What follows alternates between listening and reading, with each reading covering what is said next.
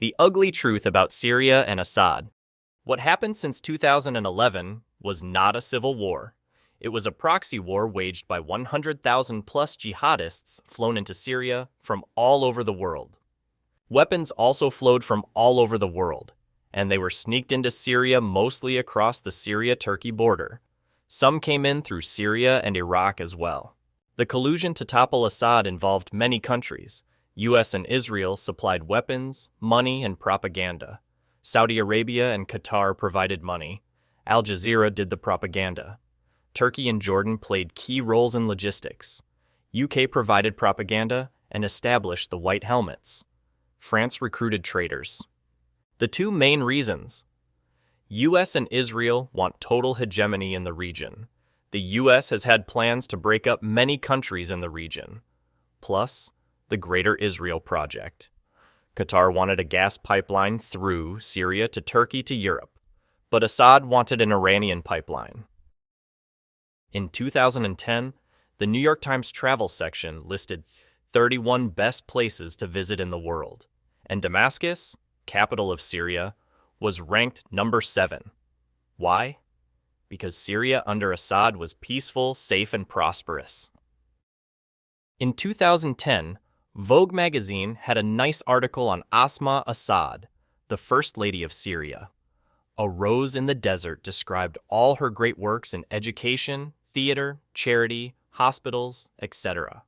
Asma Assad was born and raised in the UK, where she met her husband, who was an ophthalmologist. The West once loved Assad. He was called the Lion of Damascus. France gave him the highest award, Legion of Honor. Queen Elizabeth invited Assad and his wife. Nancy Pelosi flew to Syria. European plus Arab leaders met with him all the time. Even the Pope went to Syria. Syria under Assad was secular and moderate. Sunnis, Shiites, Christians, Alawites, Kurds, Armenians, etc. got along with each other.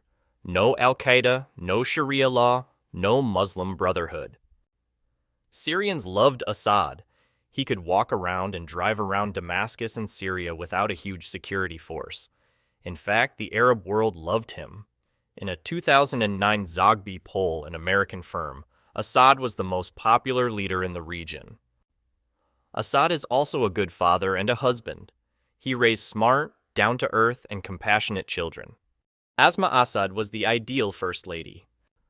But for reasons discussed earlier, US and its evil friends decided to do a regime change in Syria. The moderate rebels were neither moderate nor rebels. They are low IQ extremists and head-chopping terrorists aligned with al-Qaeda and ISIS. Al-Qaeda equals al-Nusra equals HTS, Hayat Tahrir al-Sham. Syrian rebels are actually jihadists from all over the world, including Uyghurs from Xinjiang, China. These fanatics have terrorist camps for their own children, who are brainwashed to become even suicide bombers. This is not a popular uprising against President Assad. While US, NATO-funded terrorists targeted Christians, it was Assad who protected Christianity in all its forms. When the rebels destroyed historic Christian monasteries, Assad visited and rebuilt them. All the church leaders in Syria have repeatedly spoken in favor of Assad, but the US media deliberately ignore them. US actively planned regime change in Syria as early as 2004. In 2005, CNN's Christiane Amanpour interviewed President Assad when she brazenly told him that the US is funding Syrian opposition and trying to oust him in a coup. Mr. President, you know the rhetoric of regime change is headed towards you from the United States. They are actively looking for a new Syrian leader. They're granting visas and visits to Syrian opposition politicians. They're talking about isolating you diplomatically and perhaps a coup d'etat or your regime crumbling. What are you thinking about that? I feel very confident for one reason, because I was made in Syria, I wasn't made in the United States, so I'm not worried. This is Syrian decision, should be made by the Syrian people, nobody else in this world. So we don't discuss it in Syria. What would happen, do you think, if there was an alternative to you? Who is the alternative to you? Could be any Syrian. any national Syrian, and we have a lot. I'm not the only person who is eligible to be president. We have a lot of Syrians, so we don't have any problem about that. But no Syrian would be allowed to be president if he's made anywhere outside our borders. This is a Syrian principle. Under George W. Bush, the U.S. secretly recruited and funded opposition leaders in Syria, but Assad kept winning elections. Later, U.S. State Department gave millions of dollars to establish a TV station, Barada TV, to broadcast anti-Assad propaganda within Syria. 2011 saw the biggest regime change operations ever conducted by the U.S. It was called the Arab Spring. In Egypt, Mubarak was ousted. In Libya, Gaddafi was murdered by NATO, and so on.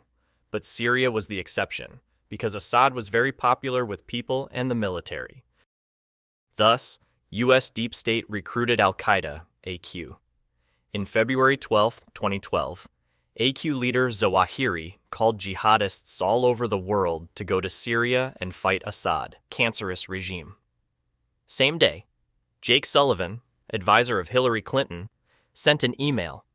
Al-Qaeda, AQ, is on our side in Syria. Now Islamic terrorism was on steroids. Remember how the CIA armed the Mujahideen with guns and shoulder-powered Stinger missiles to defeat the USSR in the 1980s?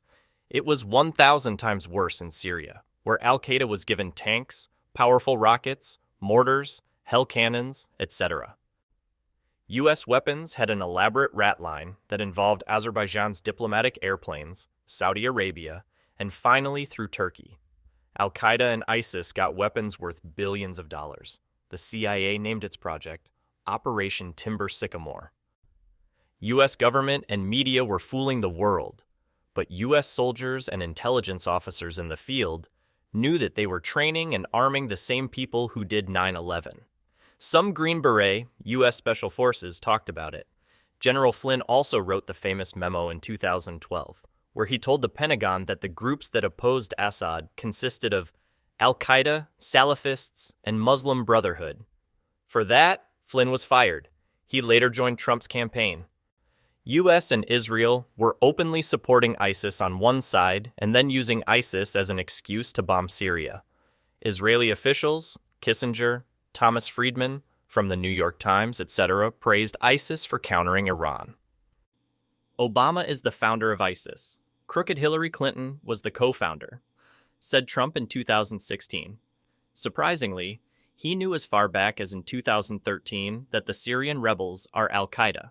ISIS is honoring President Obama. He is the founder of ISIS. He's the founder of ISIS, okay? He's the founder. He founded ISIS. And I would say the co-founder would be crooked Hillary Clinton. Al-Qaeda leader, al-Golani, is now the presumed leader of Syria. He is from Golan Heights, occupied by Israel. What a coincidence. He also spent many years in an American jail in Iraq. Ideal place for recruitment. In 2017, Trump put a $10 million bounty on Golani. But now that terrorist is whitewashed and glorified by Western propaganda. There were plenty of atrocity propaganda from the jihadists in the West regarding Assad, like the fake and staged chemical attacks. On this image, you can see a guy wearing sandals and regular clothes collecting samples after a sarin gas attack. Want to know Syria's future? Look at Idlib, the province under rebels' control. Women forced to cover head-to-toe slogans like, Shiite Muslims are enemies of Islam, and democracy is a religion of the West. Public execution, with guns, chopping heads off, etc. Check out S.L. Canthan's thread on X and his YouTube channel. Links are in the description. Don't forget to subscribe here for more content. See you soon.